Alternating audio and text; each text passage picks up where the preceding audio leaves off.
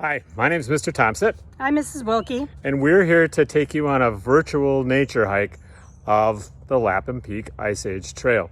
So, sorry you couldn't be here, Yep, we miss you.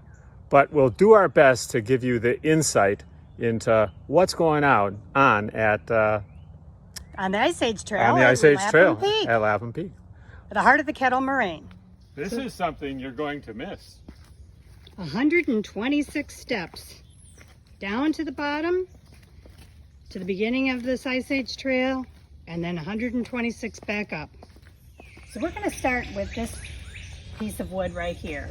This piece of wood has been growing for years, and actually it used to be shaped. It was a tree that actually shaped, and the trunk of the branch of the tree pointed in this direction. And it's thought that the Native Americans had planted these trees when they were saplings, probably about this size or a little bit smaller. And what they did is they bent it over and secured it with a piece of willow and kept doing that as a marker for something. So this particular tree would have been marking something in this direction. Can you guess what direction that would be?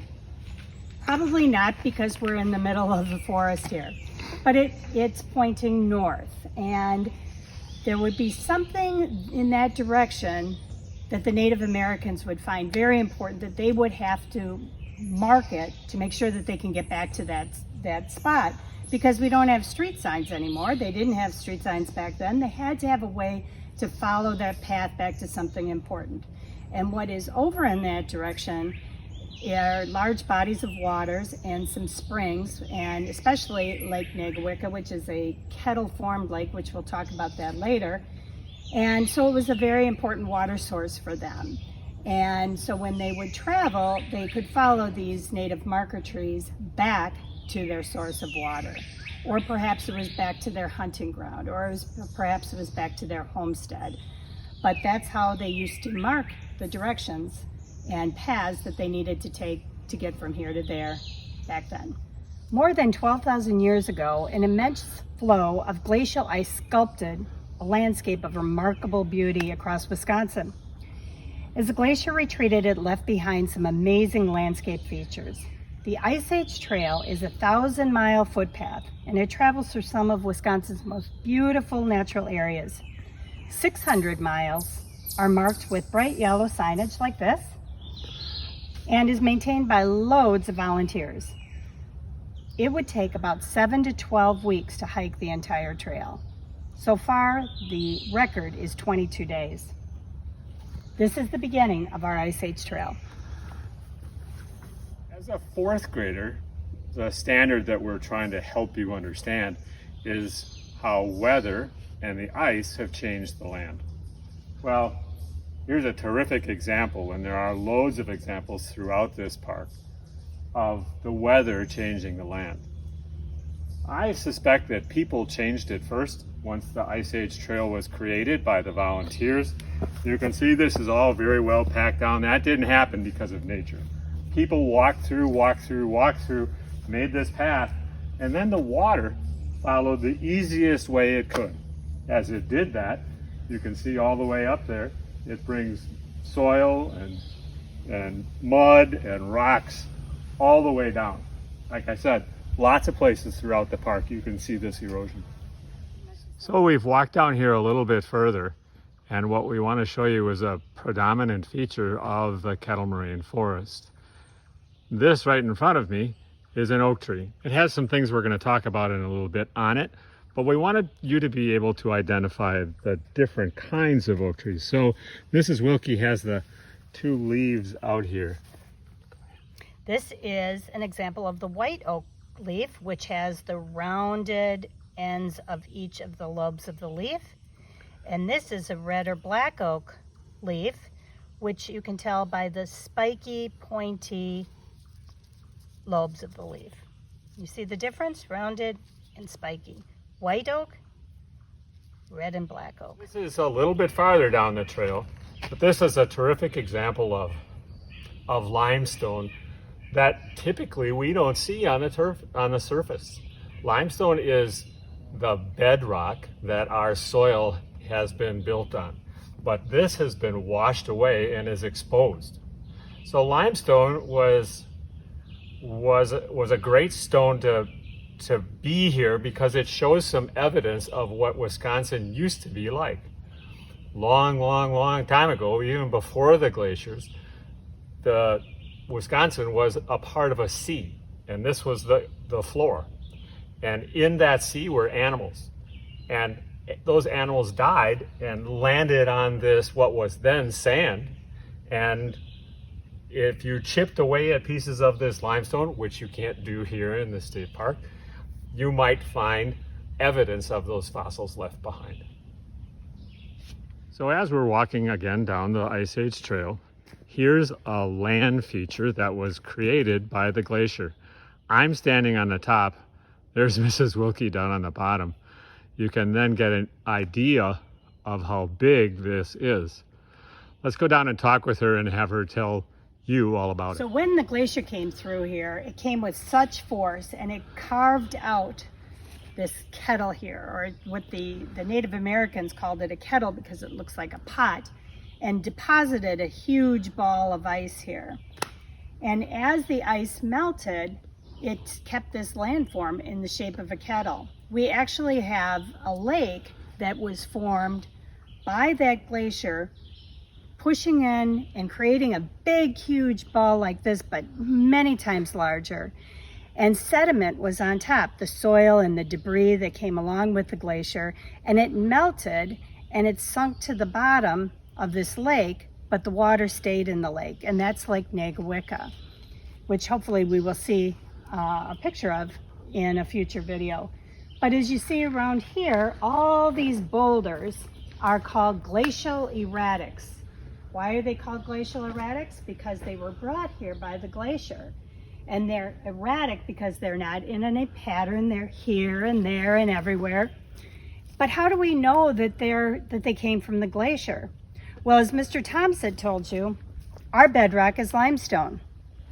These glacial erratics are granite, and we know that that kind of rock comes from the north. So as the glacier pushed with its force, it brought along these boulders, and they're many different sizes. Some are huge and some are small, but they're tumbled and they're almost more rounded because of the force of the glacier. So as you can see over here, these are the glacial erratics all around here. As we continue on the Ice Age Trail, we have a number of different trees that we can look for. So this one is called a shagbark hickory. Now, why do you think it's called a shagbark hickory? If you look closely at the bark, it's all shaggy. It kind of comes off in sheets. It reminds me of a tree you'd find in scary movies around a house, a haunted house or something. But that's the shagbark hickory, and the hickory nuts come off the tree and is a yummy treat for the wildlife that are in the park. Across the way, we will see a black cherry tree. It's up here a ways.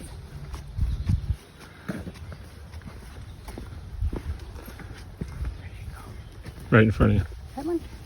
Now here is another tree that's really interesting, and this is called the black cherry tree. You can see that the bark is different from the shaggy bark hickory tree. We call this a burnt potato chip tree because it looks like it's got little burnt potato chips stuck to it. And this tree is also important. It's for making furniture and things. I'm sure you've heard of cherry furniture.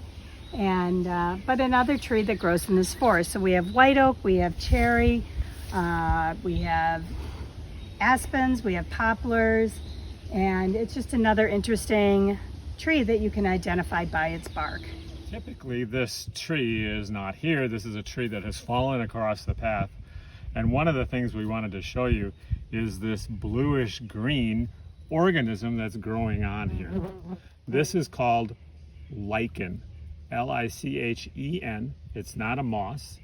What it is a combination of algae and a fungus.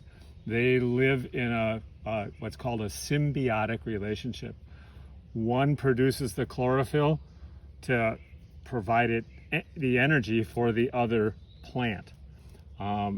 This is said to be an air purifier. So it's good to see this stuff on these trees. It'll grow in moist conditions, typically out of the sun. Now today it's in the sun because this tree has fallen across the path. So lichen. So again, as we continue down the path, we came upon what's called a prairie. So this portion of open land inside of the park didn't happen naturally. Over the years, this had filled in with pine trees and other species of trees. But the DNR wanted you to see what Wisconsin, much of Wisconsin, looked like back when settlers came here. So this prairie was restored and planted with native species, particularly flowers and long stem grasses. It's said that in the true prairie times that one could ride a horse and the only part that would be sticking out would be your head as you were riding through it. So this is one bit of managed property in the park. And here's another that Mrs. Wilkie will tell you about. You can see again how this landscape is different from the other landscapes we saw in the prairie, another managed area. This one was planted, it's a pine plantation, and it was planted by the woman who used to live here, Mrs. Hausman. And she wanted to continue a pine forest, so she planted all these pine trees, and they were just tiny little saplings at the time she planted them. But she had to get some water here somehow, and so she thought about it, and she asked her friends at the fire department if they would come out and bring their fire trucks and water this plantation on a regular basis so the pine trees could take off and thrive and survive. So this is the pine plantation. And you can probably see that the difference between the pine trees and the deciduous trees on the other side of the path when you're up on top of the tower.